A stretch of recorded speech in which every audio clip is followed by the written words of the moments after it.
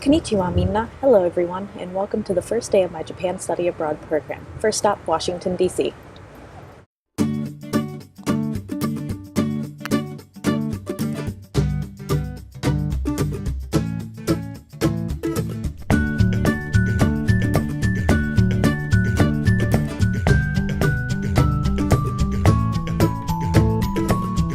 As you can see, I am on the train on the way to Washington, D.C. with the sun glaring in my face. I've got my bagel, my computer obviously, my headphones, and all of my luggage. I've already stopped crying, so that's good.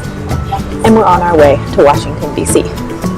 Today we will be going to the Smithsonian to look around for a little bit. We're going to be going to the Japanese art section to learn a little bit more about Japan and Japanese art styles. So, this sun right now, I can't even handle it. So, let's see what today has to offer.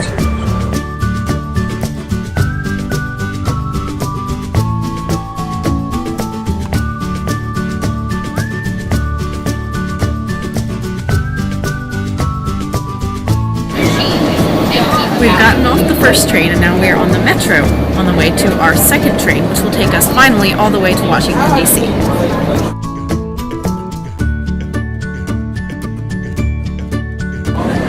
Alright, well, we've made it. Our next stop is Crystal City, and we will be getting off there to start our adventure in Washington, D.C.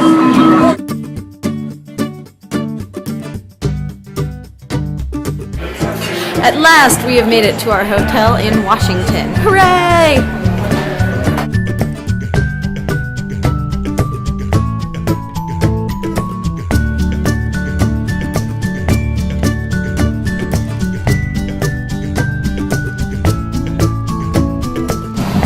Alright, so we did it. We finally made it. Our first stop, the Smithsonian.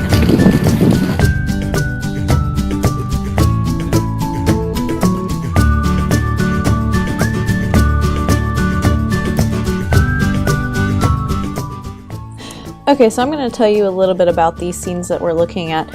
These are called screens, and what's something that's special about them is that the colors are so vibrant on them because they're made from things like cinnabar and copper, so that's where you get those bright reds and greens from.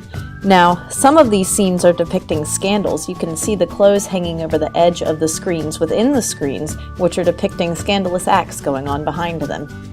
And as you can see, there's a beautiful bronze effect that you see in the background. That's made from actual gold flecks that they have flecked onto the screens. This was to reflect light back into the room for warmth during the cold seasons in places like Hokkaido. You may have seen a bigger sculpture of one of these in the beginning of this slideshow, but these are smaller temple guardians. And something that's special about these is that they have crystal eyes, and inside of the crystal there are gold. Now these are the Japanese depiction of what Buddha looked like.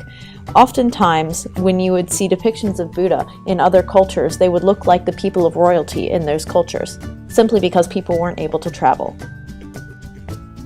These scrolls I thought were particularly beautiful just because of the beautiful brushwork that was done. Our tour guide was nice enough to explain the rigorous training it takes to make such fine, delicate brush strokes. This scroll in particular was my favorite. It was called The Four Seasons. Now, while we can only see a bit of the scroll, she said that there was probably about 42 feet to it, but this is only the first 4. This scroll is called something, it was some festival dance, but there was gold flaking on it.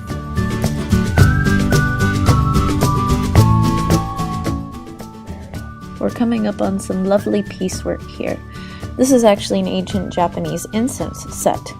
Now next here are some wall scrolls.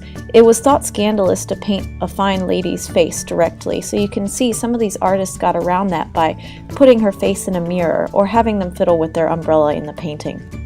Now this is an ancient tea set, and as our tour guide explained, the glaze on the pot was made out of lead, so anything acidic would be dangerous to drink from it.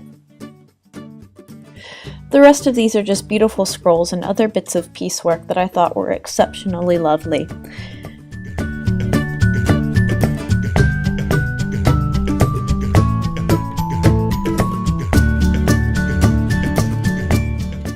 And that concludes our trip to the Free Art Gallery at the Smithsonian.